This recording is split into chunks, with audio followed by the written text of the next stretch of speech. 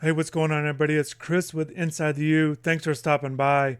Number 6, Miami loses 42-38 at Syracuse. Drops to 10-2 on the season. Finishes 6-2 in the ACC, third in the standings, and will not be playing in the ACC championship game next week as Clemson and SMU will be playing in Charlotte.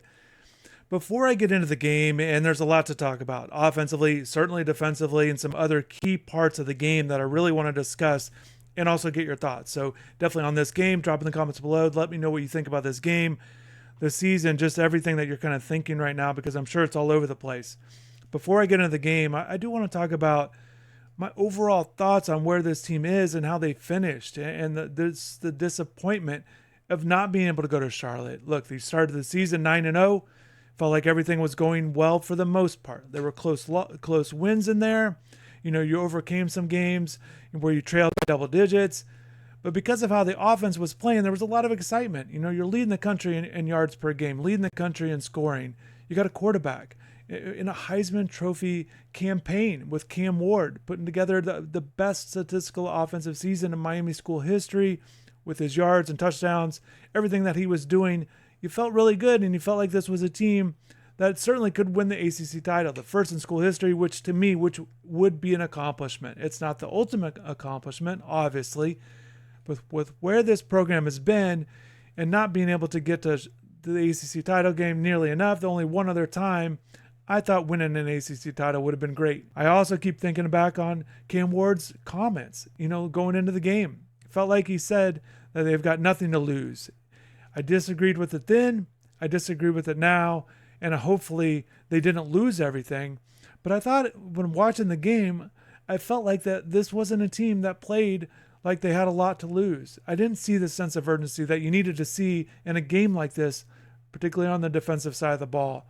I thought not just Cam's comments, but I thought Mary Cristobal really tried to downplay the significance of this game in the press conference leading up to it. Now, not there, obviously, internally, with the messaging, with what he was delivering to the team, but I wonder if that was going on too, which is kind of downplaying a little bit too much, really taking on this 1-0 mentality and really not trying to make it bigger than what it is. But I think that this team definitely needed to understand the high stakes of this game. And even though that Syracuse wasn't competing to go there as well, you had to understand that this was going to be the game, the biggest game of the year, and the one where you essentially had to play your best because of everything involved. And you wanted to stay in the playoff picture. You wanted to keep this thing going as long as possible. Okay, so on to the game. Miami jumps out 21-0, a lot of positive momentum. Defense is doing a good job keeping Syracuse off the scoreboard, doing a pretty good job of containing the pass. And then it goes 21 up, and from that point, that's where the game certainly got interesting. And then there was a key moment in the game. But so Miami does score a touchdown, stays ahead, 28-21. Syracuse hasn't led yet. Syracuse does match it there at 28-28. And then a key moment in the game here. And it comes, the defense did such a good job of forcing a fumble, kind of stopping the momentum. And Miami gives it right back on a fumble by Xavier Restrepo, who's had a great career. But this was such a bad moment for this team for this entire season, because not only was it a fumble, they return it 50 yards, all the momentum, the score, the crowd is really into it, and it's late in the third quarter. And it becomes a part where Miami really is trying its best to overcome that and kind of gain control back in the game, which ultimately they just never did. So instead of going up 35-28 going into the fourth quarter, they're down by 7. And I think that would have changed the complexity of the rest of the game. So certainly that was a key play of the game, but I can't stop thinking about Miami's final offensive drive of the game. And there's a lot to go into with this. And definitely I want to hear what you guys have to say, because for me, there were a lot of things that really stood out that I was really disappointed with and really disagreed with from a coaching perspective, and certainly with how the players performed here in this final drive. So let's kind of talk about it here. So Miami's down 42-35. They get the ball with 9 minutes left. Certainly plenty of time to march down the field, and they do that. Restrepo gets involved. He's looking to shake off that fumble, and he's having a big game. He had a big game in this one, aside from that fumble. but he's playing well. And so he gets involved, and Cam's doing a good job distributing the ball, moving the ball, converting third downs. Jacoby George has a nice catch. And then all of a sudden, after a pass interference call, Miami's got it 1st and goal from the 8. At this point, I feel like you've got to be feeling good about your opportunity to score from a Miami sideline perspective with how things are going. You're right there. 1st and goal from the 8. Kind of just an incomplete pass to Jacoby George, and then everything falls apart from that moment. You feel good at 1st and goal from the 8, and now what in the world just happened? So Jacoby George, and I thought it was good. So that they showed the replay because it was a lot of people didn't understand what happened. Even Coach Cristobal, and I felt this to be very interesting, that either nobody told him on the sideline, either he didn't want to address it, or nobody talked to him after the game, which I couldn't believe because it was such a big part of this game. And that was Jacoby George with a personal foul penalty. And I absolutely understand the frustration for everybody involved watching this unfold. So the replay showed it, that Jacoby gets up and just essentially, the way he stood up, got his top of his helmet underneath the Syracuse defender. Not a headbutt because it's a different kind of motion, but certainly it looked intentional, and he was just frustrated. And we've seen this from Jacoby. That's why I understand the frustration of it. I felt like in that moment, it was such a big deal to get the personal foul call. You push him back to instead of 1st and goal, actually it would have been 2nd and goal there after the incomplete pass from the 8. You're backed up to the 23, and it's still and goal. So you've got to get into the end zone. And just for that penalty, and Miami finished the day with 9 penalties for 90 yards. And look, if you want to, and this was Cristobal, again, I disagree with it. He didn't want to say that he was disagreeing with the calls. I think he's trying to, mince his words a little bit and not get in trouble. But certainly he was questioning some of the calls there, the penalties. And look, this is a team that is heavily penalized all season long, and they've been undisciplined. That's just the reality of it. And it's not just this game. It's not just this season. Under Mario Cristobal, they've just been an undisciplined team that has been heavily penalized, ranking 94th and 95th in the country his first 2 years, and this year it's been even worse. 117th coming into the game, and they averaging about 66 penalty yards a game, and they finished with 90. And to be able to put that number out there in the biggest game of the year is very disappointing. It came on key moments, but none bigger than this Jacoby George personal foul call that was completely unnecessary. And essentially that call kind of derailed the whole season, because I think Miami could have won, and then what we saw, the way it played out afterwards. All right, so moving past the personal foul call there, but sticking with the drive, it's now 2nd and goal from the 23. Ward throws a nice little short pass to Cam McCormick to get 8 yards back. So now you're sitting at 3rd and goal from the 15. And this is what I found to be interesting. It felt like immediately Cam went out to run. And because of that, it made me think that this definitely didn't feel like this was going to be his last down of the drive. Watching Cam all season long, he wants to throw the ball, and he looks to do that before he runs. He has run for some yards and scored, but expecting him or thinking that he's going to score from 15 yards out is very unlikely to me. And just watching him, I don't think he was running to score. I think he was running to pick up yards and get closer to the end zone, get as many yards as possible. And I felt like that was what was disappointing with the field goal. And I disagreed with the field goal opportunity, but this just adds to it because I don't feel like it was told to Cam like, hey, we're going to kick here, if you don't get in. Because I think if that was the call, if they were just going to kick a field goal, I don't think Cam would have ran it there. I think Cam would have thrown it into the end zone. And look, if you tell him, look, you get one opportunity, try to find the end zone, and then we're going to kick a field goal, I think that it definitely didn't look like. Maybe it was, but just watching it, it definitely didn't feel that way. And just watching Cam after the play, going over to the sideline, the TV broadcast showed Shannon Dawson looked like he said, that's my fault. Now, whatever that might have been, I wonder if Shannon didn't tell him, or, if something happened on the sideline where they didn't know what was going to happen. But I thought Cam picking up those yards, you're sitting there at the 10, right inside the 10 there. I thought they should have went for the touchdown. And down 7, look, I understand it. I heard what Mario Cristobal had to say after the game with kicking a field goal. But I think when you have a guy like Cam, with how the defense was playing, with how he's played all season long, and this is what has worried me all season long, is really embracing what he is and just believing that this is how we're going to win games. And to me, if you've got a chance to tie the game with Cam Ward throwing the ball, one pass opportunity from the 9 or the 10, into the end zone to tie it up with 4 minutes to go, I think you got to do that. I touched on the Restrepo play and then also here at this final drive and that look. That could be the way it ends for Cam Ward as a Hurricane. That's crazy to say, but it's the reality. If they don't get to the playoffs, he probably won't play in the bowl game because a lot of highly regarded draft prospects are not playing in bowl games at this moment. And Cam could be one of those guys that just decides to move on and focus on the NFL draft, as many people expect him to be a first-round draft pick. So we'll see how everything plays out. But it would obviously be very disappointing if that's the way it ends for Cam Ward in his days in a Miami uniform. Okay, on to the defense. With the defense, there's a lot of key areas to talk about with this one. First, I want to jump out and talk about the fourth quarter. Regardless of how the game was going, you've got to be able to find a way of putting the beginning of the game or the disappointments of a game. And look, the middle quarters, giving up 2 touchdowns in each quarter. It was not going well for the defense. Kyle McCord was in a good rhythm. But in the fourth quarter, they had to find a way to get a stop. They had 2 series that they had to get a stop.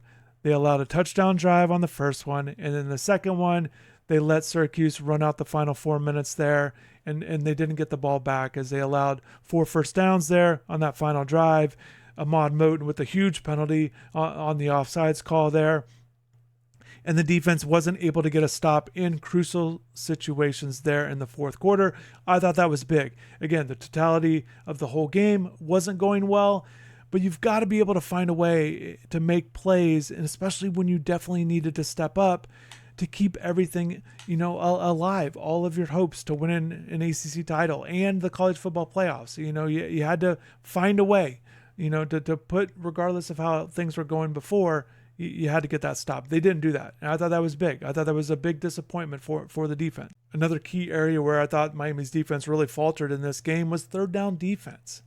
They allowed Syracuse to convert 7 of 10 on third downs. And that 70% was a season high for Syracuse, which came into the game 5th in ACC games at 44% conversion rate there. And Miami came into the game 10th in the ACC, so not great, but at 39%. So Syracuse was able to get some third downs, average 4.4 yards on third down opportunities, so not long distances. They didn't have a third and long all game, so Miami's defense didn't do a good enough job on first and second down. But when it came to third down, they couldn't get off the field at a good enough rate, and that was disappointing to see because, again, if you're giving up yards and you're giving up some things, you want to be good in crucial areas, and they didn't do that on third down. They also didn't do a good job on red zone. But talking about that quite a bit. Kind of this bend but don't break mentality. And if you're giving up yards, you definitely want to cut back once they get into the red zone. And Syracuse had 4 trips to the red zone, scored touchdowns on all 4 opportunities. And again, in tight games, if you could cut one of those to a field goal or even 2 of those to a field goal, that would have been great. It definitely would have been much needed for this team, and it didn't happen. And in big games, in the biggest game of the year, you needed to have that. You needed to find a way to get a stop and not let a touchdown happen. And look, the coaches deserve a lot of blame for all of this. It starts with Lance Guidry as a defensive coordinator. Obviously, I believe it always starts at the head coach, and with Mario Cristobal, deserves blame as well. But Guidry runs the defense, deserves blame. Also, all the assistant coaches, I get it. Jason Taylor, Joe Salavea, all the guys, Chevis Jackson, just everybody with the defense. Definitely, Derek Nicholson, all these guys, I definitely get it. But for a defense, look, I just believe that the players, you've got to take ownership. And all we've been hearing all season long is about this team being senior led, player driven, and the leadership council and the amount of veterans on this team. And the mentality shown by the defense all season long, it just wasn't good enough. They didn't play good enough, and they definitely didn't play good enough in this game. And it's very disappointing to see. And I think guys definitely had to step up, and they didn't. Not enough guys stepped up. And I think that was what was disappointing. Again, coaches deserve blame, but the players, this is their team, and they didn't show up. They didn't show up at a high enough level to win this game defensively, and it showed. And ultimately, they did not get the result that they all wanted. And they gave up too many yards and too many yards in the air. They weren't good in crucial situations, and ultimately it led to a loss. And look, I thought the defensive line had to create more pressure than they did. And coming into the game, Miami's secondary was going to have a tough time with their receivers, with what they were able to do there. And you saw that in the game. Both guys had big games. And also McCord with what he was able to do as the nation's leading passer. That should have definitely created a big buzz. But everybody should have known that with what Kyle did there in the first game, the first couple games, and clearly all season long. Everybody should have been ready for this. So the secondary, I didn't think that they had a good secondary coming into the season. Thought it was a below average group. I didn't like the corners. I didn't think they were good enough. And you saw guys from injuries. Damari Brown, we didn't see him out there for most of the season. He's a non-factor in this game, wasn't able to get on the field. I thought he definitely, because he was practicing and showing up there in those pregame warm-ups against Wake Forest, I thought it would have been crucial if they could have got him in some game action, 5 to 10 plays, something like that. If they could have even got him in there, if he could have got in there, I think that could have maybe helped his performance against Syracuse, because everybody knows he would have definitely been needed in this game, and he just wasn't at a high he wasn't playing at a high caliber when he was out there, and I think it's a tough situation to be in. But I think that if they could have got him against Wake Forest, maybe that could have helped.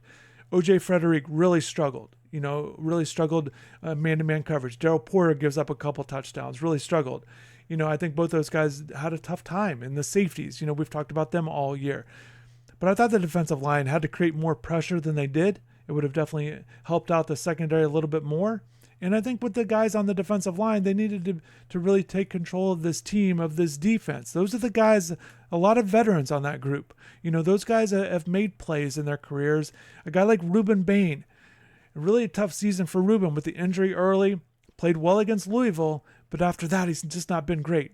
I think he's been average at best. I think Ruben definitely had a disappointing year this year. A lot of high hopes for him. I still think he has a chance to have a bright future, but not a good year for him. I didn't think he played particularly well in this game either. And they needed guys like Ruben and the other upperclassmen, particularly on the defensive line, to play well, create some pressure, to really kind of help out and really get McCord off balance, off rhythm a little bit more, and really try to help out the secondary there. And they just weren't able to do that.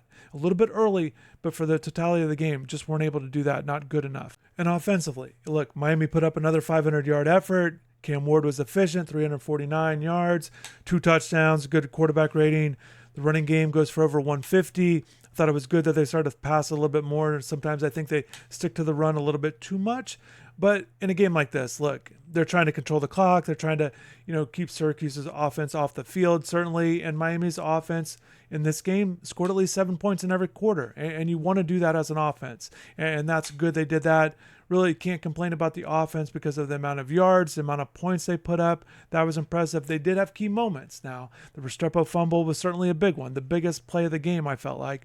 And also the Jacoby George play and some of the other penalties, too, weren't great. So it wasn't perfect, but certainly good enough to win a game, and they just didn't do that. And that's going to wrap it up for me. I know we'll have plenty more thoughts on this game. We will see. I don't know exactly. Nobody knows exactly what's going to happen moving forward in terms of the college football playoffs. If they're going to have a chance, is this over? Or are we going to just put this behind us and kind of move on, and see how things go if they can kind of get in? I think it's very interesting for Miami to what do they do now? How do they stay ready? How much do they prepare and what they'll do between now and kind of maybe an opportunity to play in the playoffs? Or are we looking at a bowl game? Is that their next game? If they get into a bowl game there, maybe late December, mid to late December there. So we'll see how everything plays out. Like I said, from the beginning, highly disappointing game. It's hard to wrap around what happened with the loss when you had everything at stake and you blew it. You had a 21-0 lead and you blew it. And I think that's going to be hard for a lot of people to handle. It's also very hard for me kind of moving forward, feeling that this was such a big year because of all the seniors with Cam Ward, and a lot of these guys aren't coming back next year. They run out of eligibility and they'll be moving on. So that's disappointing because when you have teams like this, you want to maximize your success potential. So we'll see. Maybe they'll get a chance to keep it going and have high stakes games again, and maybe they'll learn from this loss. But until then, definitely take care. Hopefully have a good rest of the weekend. Definitely, like I said multiple times, drop in the comments below. I want to know what you guys have to say. But thanks for taking the time to watch this all the way through the end. I appreciate it, and take care.